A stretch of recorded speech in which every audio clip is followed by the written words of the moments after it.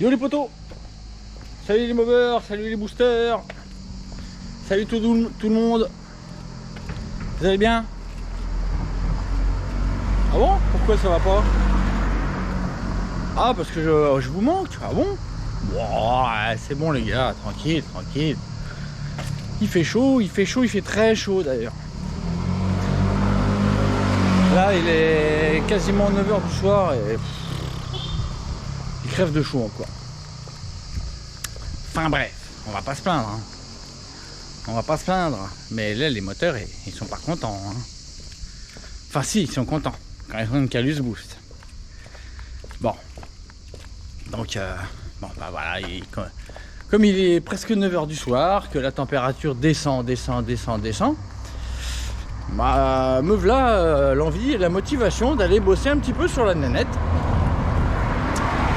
Donc on est toujours au même point que la dernière fois. Enfin non, c'est pas vrai, je mens. Donc on en est bien à l'allumage PVL. Donc ça pulse l'enfer avec le petit cylindre de Fox préparé. C'est vraiment pas mal. Sauf que je me chie dessus d'aller aux Bahamas, d'aller taper une pointe. Donc pour le moment je l'ai toujours pas fait. Et en plus entre temps j'ai reçu des pièces de développement, donc j'étais obligé de travailler dessus. En l'occurrence je travaille sur la version complète du Stradivarius, donc qui devrait probablement arriver début 2022. Donc je travaille dessus sur le prototype que j'ai demandé à faire fabriquer. Et il y a plein de choses évidemment qui changent par rapport au kit Stradivarius. Et on est très loin de la finale, de la version finale. Donc voilà, donc je travaille là-dessus. J'ai toujours pas été l'essayer. Je ne vous cache pas que je me chie dessus de l'essayer. Parce que évidemment c'est une pièce que j'ai designée tout seul. Donc sans la simulation des efforts que peuvent subir les pièces à 13 ou 14 000 tours. Bon, à savoir que le cylindre de Fox préparé les prend. Donc bon, pour le moment je l'ai fait tourner sur le trépied, vario à fond et prendre du sur-régime. Rien n'a éclaté. Donc bon, c'est pas mal. C'est pas mal. À savoir que maintenant on a un diamètre de joue de 100 mm contre 97 sur le Stradivarius. Donc on va avoir de la démultiplication en plus. Donc il va falloir raccourcir la transmission pour compenser ça et pas se retrouver à tirer trop long. Donc on va aller au Bochon et puis on va aller mettre une voire deux dents de mon opinion. Voilà, donc on va être au frais, on va être bien et puis on va continuer de causer. Allez, à toutes les potos.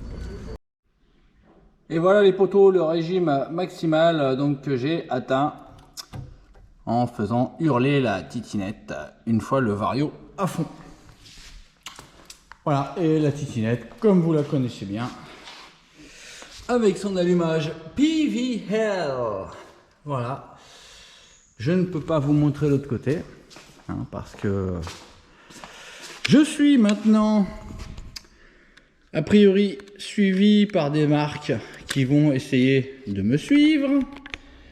Enfin, c'est tout ce que je souhaite à la mobilette, c'est que les marques se mettent à faire bosser leur R&D et sortir des putains de pièces comme moi j'essaye de vous sortir avec les moyens du bord. Voilà, donc là comme je vous l'ai annoncé en venant, donc là on a une titinette qui prend donc 13 300. Bon, c'est pas énorme, j'aurais pensé plus, mais bon, en même temps j'ai pas fait hurler. Disons que j'ai attendu que le vario soit à fond et que le régime remonte un peu, et on est arrivé à 13 300 tours. À savoir qu'à cette vitesse là, la roue arrière doit tourner à peu près à 145 km/h, je pense. Peut-être même plus, peut-être même 150, hein, étant donné que là, de l'autre côté, vous avez un variateur maintenant qui fait 100 mm et la courroie arrive vraiment tout en haut. Même, je crois qu'elle doit dépasser un peu. Donc on est beaucoup plus haut que le Stradivario précédent et on tire toujours une transmission de cheval, on va dire. J'appelle ça une transmission de cheval, comme on dit un régime, enfin un vaccin de cheval, un gros vaccin, un truc énorme. Voilà. Donc là on est en 13,56 et je regarde ma roue. Regardez bien, la roue est loin d'être à fond. Donc très probablement, on va pouvoir rajouter au moins une ou deux dents pignon. Et c'est ce que je vais faire. Je vais remettre deux dents pignon. Je vais en retirer. On va sortir un pignon de 11 du sachet. Et on va passer en 11,56. Ce qui fait que très probablement, à 13 000 tours, je serai facilement à 110 voire 120. Donc on vérifiera ça. De toute façon là, le nouveau Vario prototype, il va falloir que je lui en mette plein sa tête. Donc bon, déjà on va voir. Si j'ai les coucougnettes, on va déjà aller faire un petit tour dans le quartier en 11,56. Alors autant vous prévenir tout de suite qu'au démarrage ça va être nouveau. Ça va accélérer beaucoup mieux qu'avant. Et on va voir en vitesse. Dans tous les cas, il faut que je tire court afin de bien faire travailler la courroie sur une plage maximale. Donc je pourrais même passer en 9. Je pourrais même mettre du 9 hein, pour vous faire plaisir et faire de la dragstérisation. Mais le problème c'est que après il faudrait que je raccourcisse ma chaîne. Donc il n'en est pas question. Donc déjà on va commencer par poser le pignon de 11. Allez, à tout de suite, je sors les tisous et je vais bien me pourrir les mains, comme d'hab. Allez, à toutes. Il est lourd, le pignon de 11 dents, le pignon qui ne tourne pas rond. Un pignon très mal fabriqué, mais le 13 c'est pareil. Donc quand la roue tourne, la chaîne fait donc bon, ça c'est vraiment pas top. Mais c'est pas grave, ça m'empêche pas de faire des jolies petites perfs. Voilà, donc alors pour votre information, si vous avez aussi des pignons foireux comme celui-là qui ne tournent pas rond, bah regardez, on va le faire. Regardez la chaîne, ce qu'elle fait. Regardez. La chaîne fait.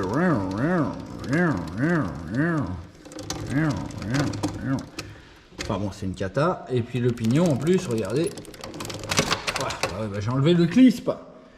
Donc voilà, le clisp est barré. Attendez, je vais essayer de la remettre pour vous montrer que ça ne tourne pas rond. Ouais, j'ai du mal à le remettre. Je vais encore me pourrir les mains. Alors, attention à ne pas vous montrer le variator. Et oui, c'est du top secret. Voilà. Bon. Voilà, je l'ai remis. Regardez comment ça va tourner. J'essaye de vous caler de manière à ce que ça ne bouge pas. Voilà, peut-être que vous pouvez voir que le truc ne tourne pas rond. Et effectivement, et en effet, au final, ça se traduit par une chaîne qui se détend, qui se tend. Bref, regardez. Hop. Bon, la chaîne commence à être morte, elle commence à avoir des points durs. Bon, ça les craque, hein, c'est parce que le pignon commence à se mettre de traviole. Bref, allez, je mets celui-là, et puis après, j'ai plus qu'à retendre la chaîne. Allez, à toutes les poteaux. Oui, en passant, la magie du RCX, hein, c'est pas... Il y a plein de choses, la magie du RCX. On retire le moteur très rapidement, et on change aussi la transmission très rapidement avec le pignon. C'est du bonheur, surtout qu'on on trouve des pignons de 9 à 13, donc on peut aisément jouer uniquement sur le pignon. Bon, évidemment, la longueur de chaîne après doit être modifiée. Donc bon, l'idéal c'est d'avoir plusieurs pignons et deux longueurs de chaîne différentes. Et avec ça, on peut tout à fait s'en sortir. Bon, moi j'ai qu'une longueur de chaîne, mais peut-être que dans l'avenir, j'aurai une deuxième chaîne. Allez, j'enquille ça. Et puis après, il va falloir que je retende la chaîne. Et puis voilà, allez à tout. Bon, ça y est, c'est monté, hein, sauf que j'ai pas encore fait attention de chaîne. Regardez-moi la qualité des pignons d'aujourd'hui. Je vous cale bien. Voilà, je vous cale bien. Vous êtes calé. Regardez-moi ça.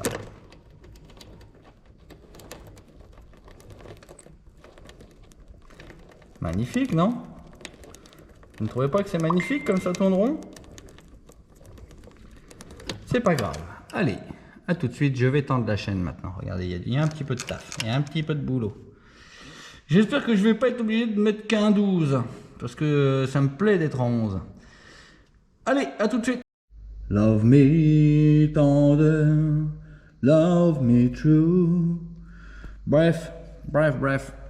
J'ai un petit problème de tendeur. Hein. Comme vous voyez, il est un peu déformé. Ce qui fait que je peux très peu retendre.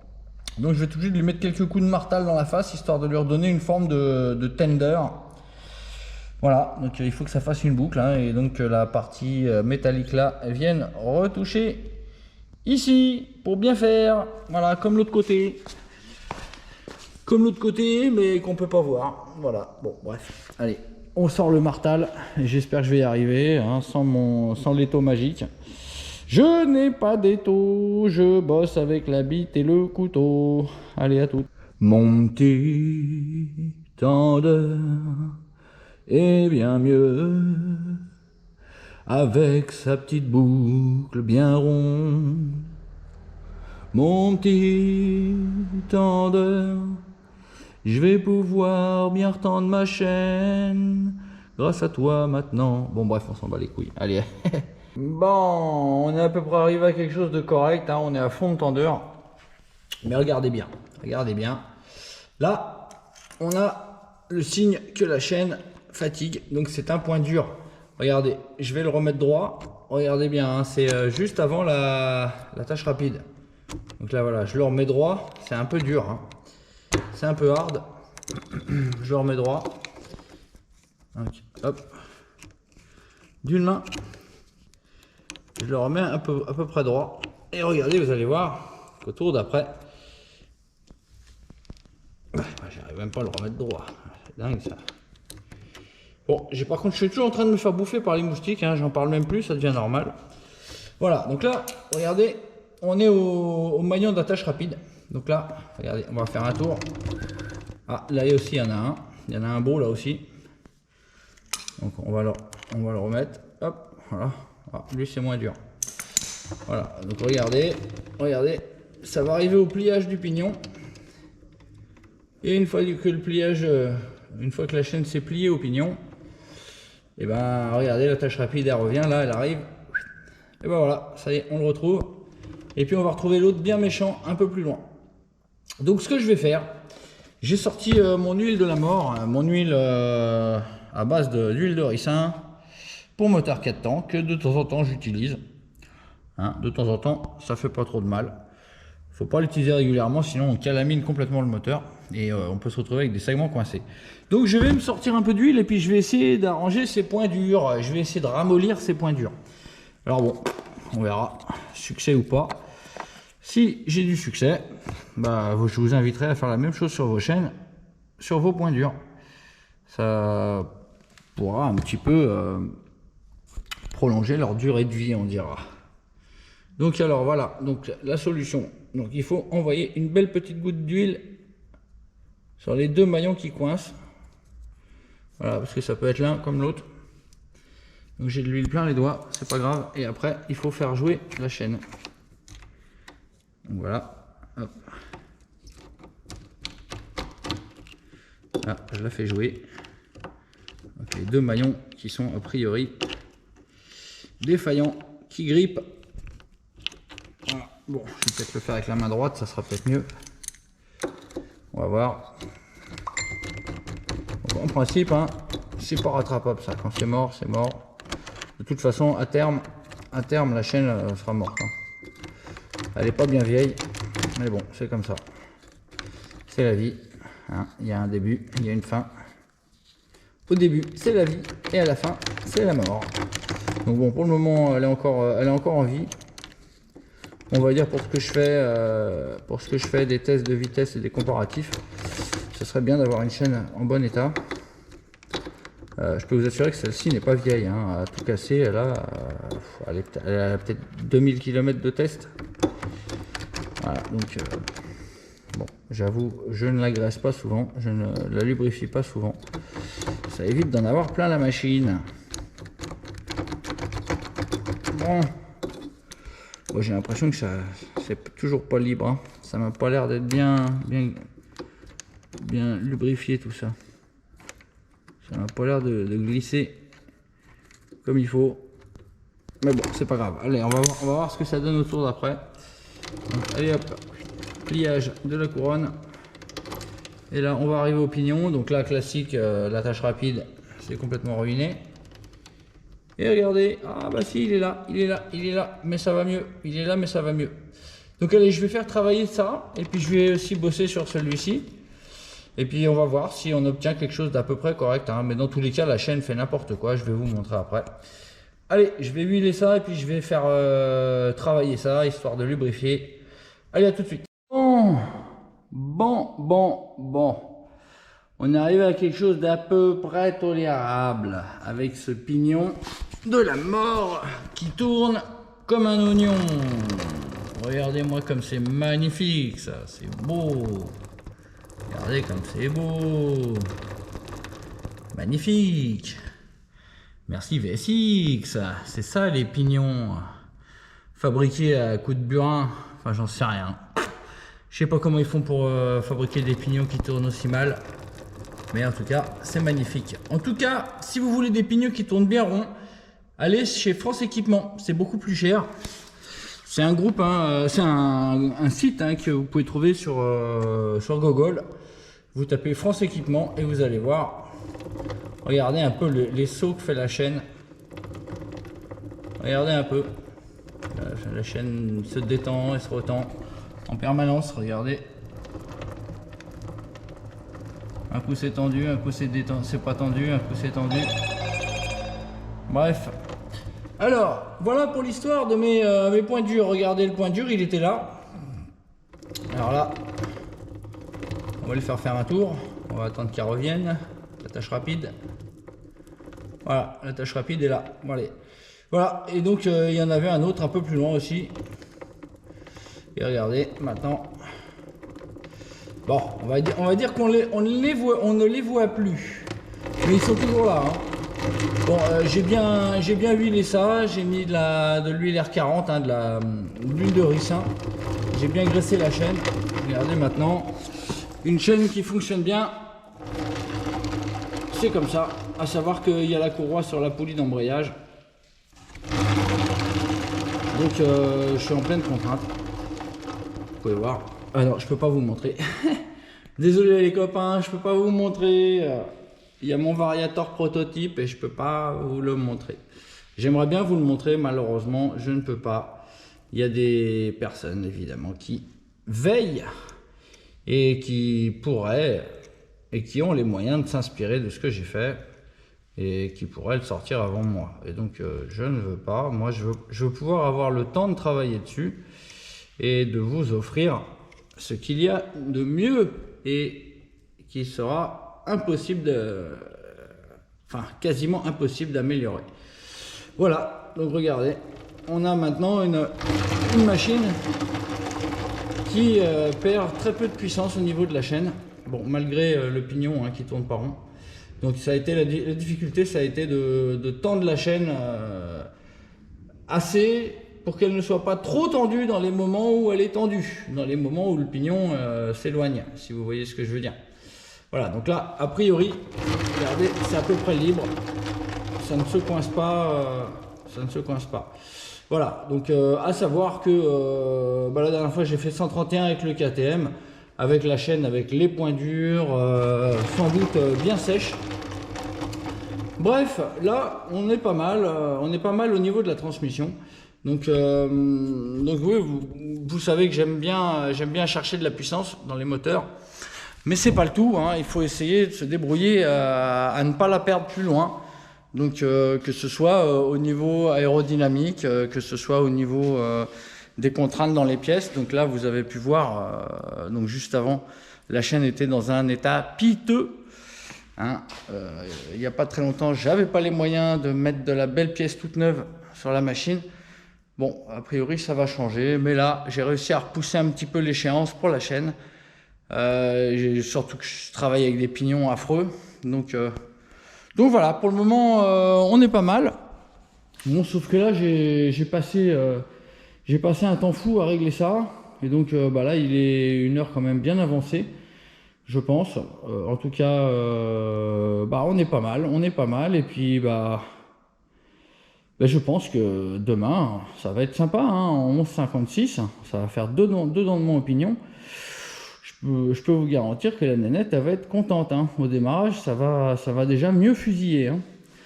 Et puis, on va peut-être arriver à exploiter la plage sans du prototype, donc du Stradivariator complet, que je suis sur le point de tester pour la première fois. Donc, comme je vous ai dit, je suis un petit peu anxieux. Hein. J'ai cherché quand même à faire quelque chose de très léger et le plus efficace possible. Donc, je ne suis pas à l'abri de me prendre un bout d'aluminium dans les guibolles. Voilà, ou dans la face, dans les dents, pour aller chez le dentiste, comme il a dit, le daddy. Ouais, je pourrais me prendre un bout de vario dans les dents. Ça peut arriver, mais on verra bien. C'est la vie, c'est ça, le testinge. L'adrénaline du testinge. Voilà, bon écoutez, moi je vais vous laisser parce que j'ai vraiment une grosse dalle. Une dalle, mais alors une dalle de... C'est bien les copains, c'est bien. Vous avez retenu la leçon du daddy. Une dalle de chacal. Ouais, j'ai une putain de dalle de fou. Et puis j'ai pas grand chose à bouffer, j'ai de la salade.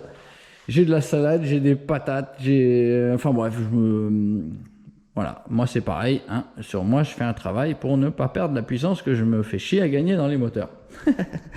Bref, donc les poteaux, moi je vais couper la GoPro, et puis on va reprendre, quand on reprendra, on sera sûrement demain, et puis j'aurai les mains un peu moins dégueulasses, hein, les deux, bien pourris.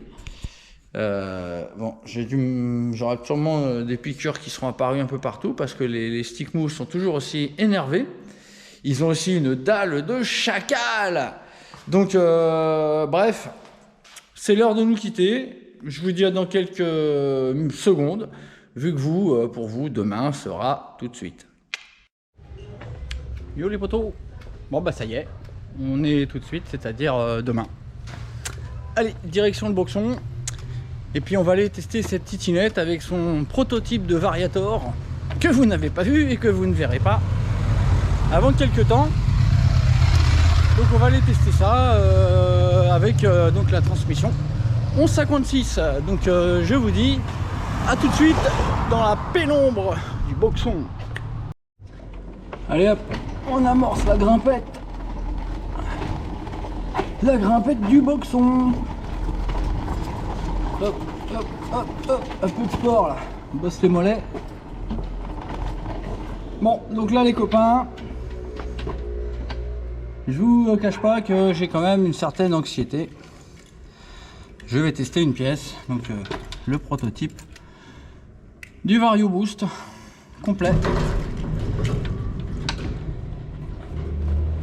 Et tout n'est pas parfait, donc je flippe un peu. J'ai un peu peur de me prendre les maslottes dans la face et de devoir me prendre un petit rendez-vous chez le dentiste. Bref, on va voir ce que ça donne, hein. Bon, dans tous les cas au démarrage, vous allez très probablement sentir une grosse différence. Ça viendra pas du variateur, hein, ça viendra de la transmission. Ce qui est important, c'est surtout la variation, c'est-à-dire la stabilité du régime pendant la phase d'ouverture du variateur. C'est surtout ça qui m'intéresse grandement. Donc je vérifie que mes vis ne se sont pas desserrées de ma slot. Non, ça a l'air bon. Allez, la nanette, elle va nous faire plaisir, elle va péter sans starter. Je vais lâcher l'air tout fait.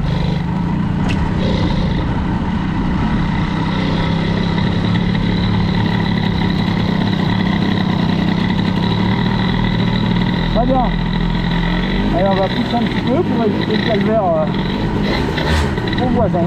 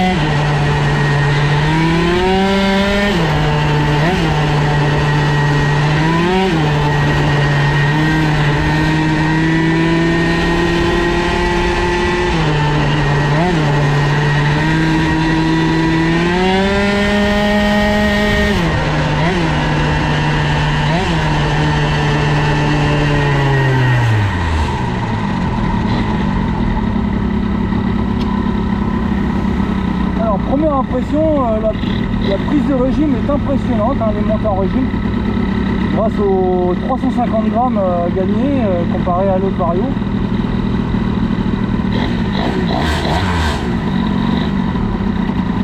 Pour le moment, j'ai rien pris dans les jambes, ni dans les dents. C'est plutôt une bonne nouvelle. La variation a l'air un peu plus légère qu'avec le petit Stradivario. Ça prend un peu plus de régime. On va rouler tranquille histoire de voir ce qui se passe.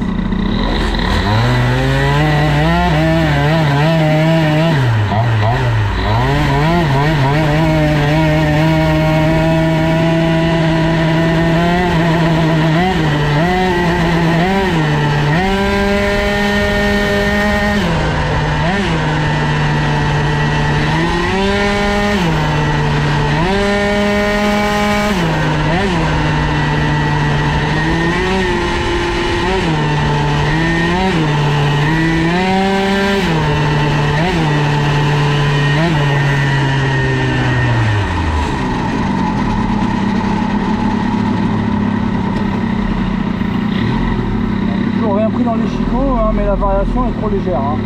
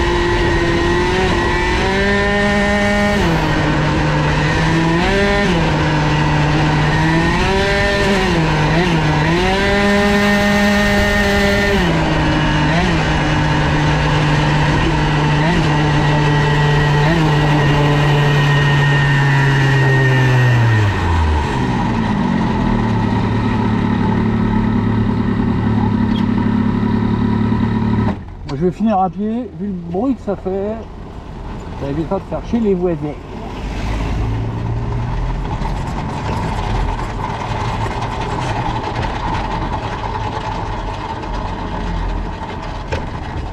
Bon, donc apparemment, hein, donc comme vous avez vu, maintenant on a un contour qui fonctionne. Youpi! Bon, on a 12 002. A priori, donc on a plus beaucoup de puissance à 12 002, hein, parce que je sens que ça tracte pas. ça emmène pas comme ça devrait. Et bon, il y a un autre problème aussi, c'est au niveau de la variation. Donc à chaud, on se retrouve à avoir la bécane qui galère un peu. Ça c'est très probablement dû au fait que j'utilise une courroie beaucoup plus longue qu'avant. Tout simplement parce que avec ma courroie habituelle, la poulie vient frotter contre la barre de fixation du cache de variateur. Donc j'ai mis une courroie plus longue. Et de ce fait, le ressort est moins contracté, pré-contraint. Et donc le variateur s'ouvre un peu au démarrage. Mais sinon, c'est plutôt positif tout ça. Bon, ça tracte bien au démarrage en 11, hein, ça a l'air tout top. Maintenant, donc il va juste falloir alourdir ce satané prototype et probablement repasser à la courroie plus courte. Mais ce qui est embêtant, c'est qu'avec cette courroie plus courte, variation au max, ça fait des étincelles. Bon, allez. Bon, je vous ai déjà fait à moitié le débriefage, donc je vais pas avoir grand chose à dire en bas, à part qu'on crève de chaud.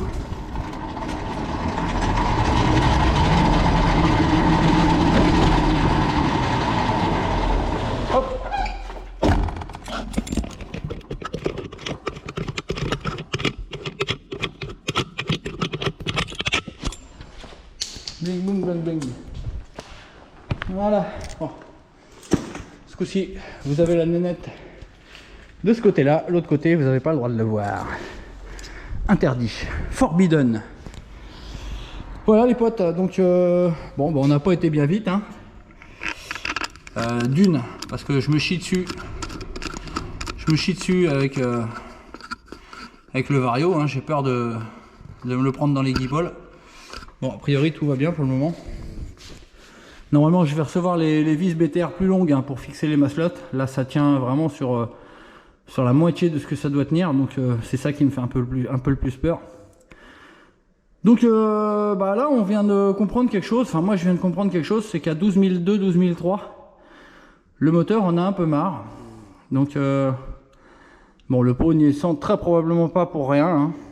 Donc le pot Doppler Street Cup. Donc très probablement si jamais je mettais mon GNLI, et je suis bien tenté de le faire, on avoisinerait les 13 500 voire 14 000 tours en charge, ça poserait pas problème. Voilà. Bon bah les potes, je crève de chaud, donc voilà, on continue le boulot sur la Titine, hein. On n'a pas encore été aux Bahamas, donc il y a du boulot de développement ici. Donc je priorise le travail de développement sur les futures pièces boost. Donc en l'occurrence le Variator, le Stradivariator. Donc bon, pour le moment là c'est une version 100% aluminium qu'il y a sur la machine. Ça pèse 500 grammes. Pour vous dire, c'est le tiers d'un variateur Bidalo full acier. C'est pas loin du tiers d'un Variotop. C'est 350 grammes de moins que le kit Stradivario. Bon, maintenant il y a des inconvénients à cela. Hein. L'aluminium là n'est absolument pas traité, hein, donc a priori il va se manger assez vite. Donc il y aura très probablement un traitement de surface, ou autre possibilité qui se présente, des joues en titane. Donc en titane taillé dans la masse. Donc maintenant j'attends des cotations pour savoir combien coûterait des joues donc mobiles et fixes en titane. Donc à savoir que le titane est plus lourd que l'aluminium, hein. C'est quasiment 2 fois plus léger que l'acier, mais c'est 1,5 fois plus lourd que l'aluminium.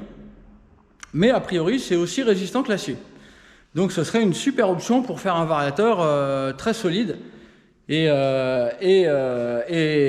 très léger quand même, parce que là on est à 500 grammes et la joue mobile n'est pas ajourée du tout, c'est-à-dire qu'elle est pleine, quasiment pleine. Il y a juste de la matière à enlever juste pour laisser passer le poids des maslottes et un petit peu les maslottes. Donc je suis en train de travailler là-dessus les copains. Vous inquiétez pas, je vous fais un truc magnifique. En tout cas, vous avez vu, pour le moment, je ne l'ai pas pris dans les dents ni dans les jambes, mais je peux vous assurer que j'y pense. Hein. Ça fait un peu peur le travail de développement comme ça sur une pièce en rotation à 12 000, 13 000 tours. C'est un peu flippant. Bref, bon, on va continuer ça demain.